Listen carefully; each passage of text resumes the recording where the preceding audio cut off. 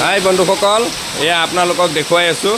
চাওক, বৰষুণৰ পানীৰে এয়া দোকান ঘৰসমূহ ভৰি গৈছে। এয়া তেওঁলোকে দোকানৰ পৰা পানী ওলোৱাৰ ব্যৱস্থা কৰি আছে, কিন্তু যি জোৰে পানী দিছে এনেকুৱা ধৰণৰ ব্যৱস্থাই কোনো ধৰণৰ মানে ফল নিদিব।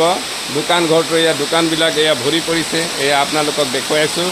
এয়া দোকানত কেই ধৰণে পানী সোমাই আছে দোকানৰ ভিতৰত। এয়া চাওক, এয়া দোকানৰ ভিতৰতো পানী, এই গোটেই দোকান ঘৰ পানী হৈ গৈছে। আপোনালোকক দেখে এয়া মালামালখিনি পানীৰ তলতে আছে।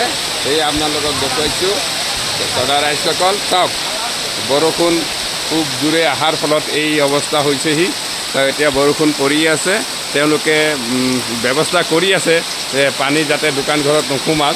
তথাপি কিন্তু এয়া পানী কমিহে যোৱা নাই আৰু পানী বাঢ়িয়ে আছে। আচলতে নলাৰ ব্যৱস্থা নথকাৰ কাৰণে এই ধৰণে দোকানসমূহত পানী সোমাই আছে।